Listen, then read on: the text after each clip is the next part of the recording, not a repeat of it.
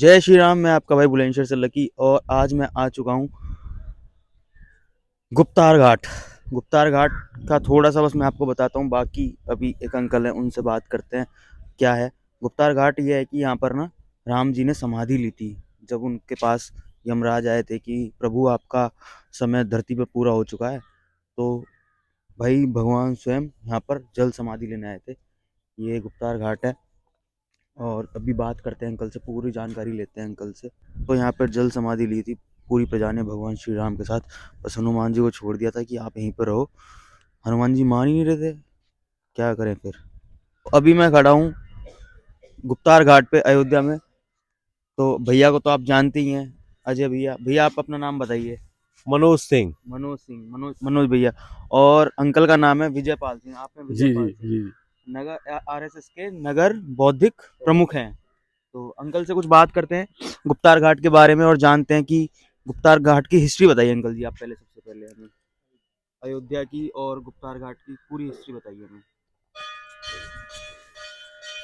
अयोध्या का मतलब है अयुद्धया, जिससे युद्ध न किया जा सके। जी और 20 चक्रवर्ती सम्राट जो हुए हैं वो अयोध्या से ही हुए हैं।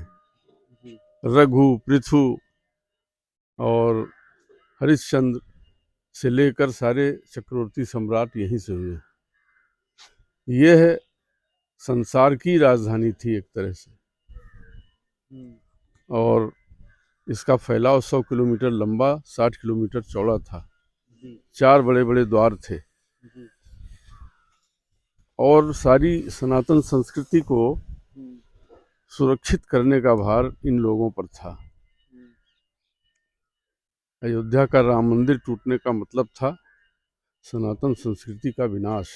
जी दुनिया में कोई ऐसा स्थान नहीं है, कोई ऐसा मंदिर, कोई ऐसा गिरजाघर, कोई ऐसी मस्जिद नहीं है जिस पर 650 वर्ष तक युद्ध हुआ हो। 76 युद्ध में 4 लाख लोग मारे गए, जी जिसमें महाराष्ट्र, पंजाब, साउथ से लेकर के और क्षेत्रीय लोग सब शामिल थे। लगभग 4 लाख लोगों में निहंग भी शामिल थे। गुरु गोविंद सिंह के निहंग भी आए थे। तो इतना उत्साह और किसी स्थान पर रहा नहीं। और जन्मभूमि टूटने के बाद अयोध्या उस तरह से हो गई थी जैसे आत्मा जाने के बाद शरीर हो जाती है। इतनी बड़ी अयोध्या जो है श्मशान घाट में बदल दी गई थी। बौद्ध काल में भी यहाँ पर काफ़ी निर्माण हुआ था और चलते चलते आज वो खंडहर में बदल गई। लेकिन हम जानते हैं कि राम जन्मभूमि का प्राकट्य 90-92 में जब से हुआ है, तो केवल वो एक तरह से राम का मंदिर नहीं था, बल्कि उस कारण यहाँ की अर्थव्यवस्था भी सुधरनी शुरू हो गई थी 90-92 से, पीवी नरसिंहा राव जी के ज़माने से। और स्थिति ये आ गई कि राम मंदिर बनते बनते 5वीं अर्थव्यवस्था हो गई है। आगे हो सकता है ये इतना बूम करे कि 4-5 साल में पहली अर्थव्यवस्था हो जाए। ये तो एक है, लेकिन दूसरा जो उत्साह लोगों के अंदर पनपा है, ऐसा लग रहा है जैसे कि पूरे परिवार में कोई लड़का पैदा हुआ हो और अकेला लड़का पैदा हो जाए, जो उत्साह घर में होता है। ऐसा लग रहा है लोगों को कि सबके घर में एक राम पैदा हो गए हैं। तो रमनते इति रामः जो एक एक कण में है सनातन ब्रह्म है। सनातन ब्रह्म वो होता है जो प्रकृति को पैदा कर सकता है, प्रकृति को नष्ट कर सकता है, जिसके एक रोम में संपूर्ण गैलेक्सीज समा सकती हैं। अनंत गैलेक्सीज हैं। 36,000 गैलेक्सीज तो हमको मालूम है, लेकिन अनंत गैलेक्सीज हैं। तो जब सनातन ब्रह्म हमारे यहाँ से चला जाएगा तो हम किस प्रकार हो जाएंगे, जैसे स्नेह निर्झर बह गया है, रेत जो तन रह गया है।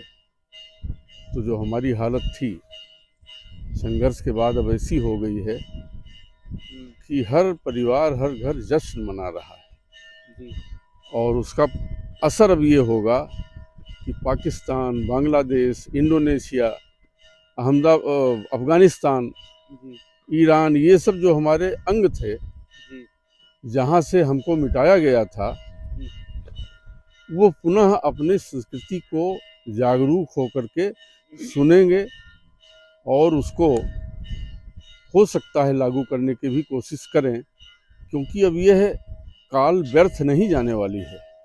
दुनिया का कोई ऐसा देश नहीं है जिसमें कुछ सनातन गांव न बन गए हों। दुनिया में स्वतः लोग आ रहे हैं, कोई लाने वाला नहीं है, क्योंकि अब कोई चारा नहीं रह गया है। एक बार जो वृंदावन आता है बाहर से और करोड़ों का मालिक है, टेंशन में है, तो फिर लौट के जाता नहीं है। सही बात है।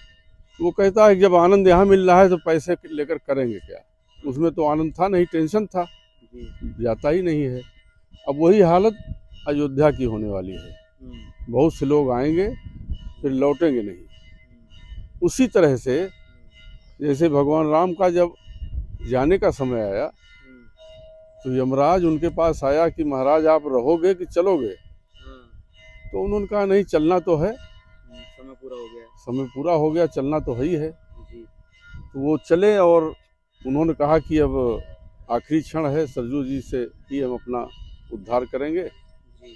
तो जनता भी उनके पीछे पीछे चली, हजारों की संख्या में। हाँ जी।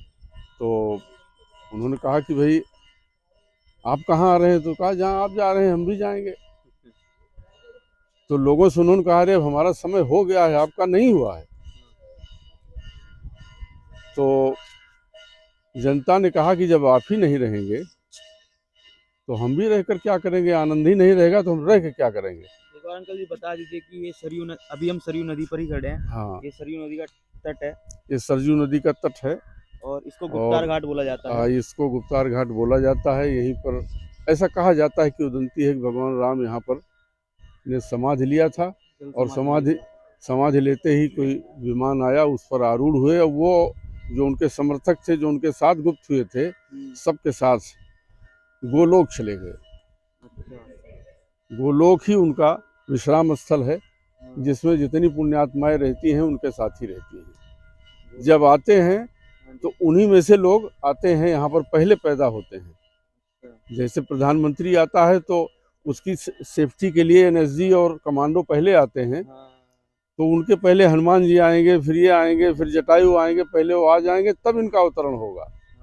वो समय आ चुका है, दुनिया बदलने वाली है और अगर सनातन संस्कृति नहीं आई तो दुनिया समाप्त होने वाली है। आज यमन में जो हो रहा है, इजराइल में जो हो रहा है, यूक्रेन में जो हो रहा है, अगर सनातन संस्कृति रहती तो ये कोई नहीं कहता कि इनको जीने का अधिकार नहीं है।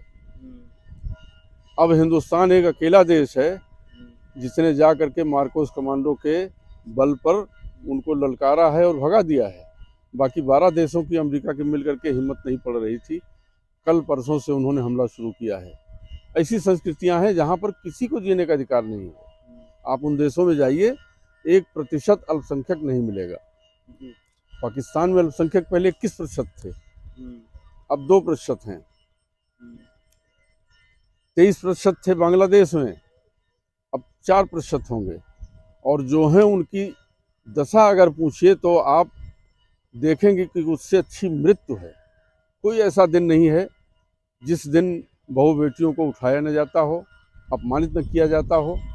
सनातन संस्कृति में सबको रहने का पूरा अधिकार है। तो हम ये आशा करते हैं कि राम की ऐसी कृपा हो कि दुनिया जो है सुख शांति से जिए।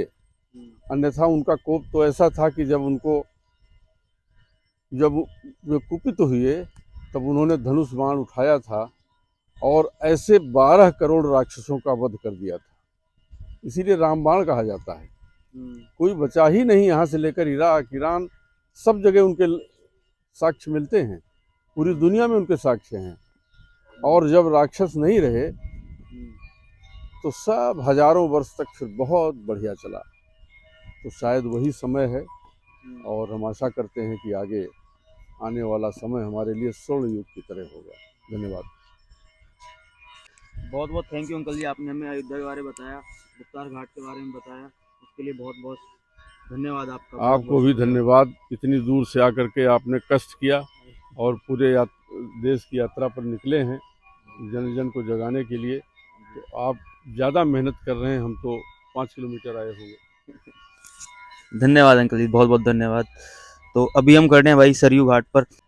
भगवान श्री राम ने अपनी जल समाधि यहीं पर इसी तट पर ले ली थी। इसको बोला जाता है गुप्तार घाट, है ना। तो भाई सरयू नदी के किनारे ये एक राम मंदिर है यहाँ पर, ये सरयू नदी है। और चलते हैं अभी अंदर, अंदर क्या सीन रहेगा, चलो अंदर चल के देखते हैं। तो अभी मैं मंदिर के आ चुका हूँ अंदर, और यहाँ पर भगवान श्री राम की मूर्ति है, ये आपको दिख रही होगी। तो लक्ष्मण जी हैं और माँ सीता हैं, और हनुमान जी नीचे चरणों में बैठे रहते हैं हर जगह।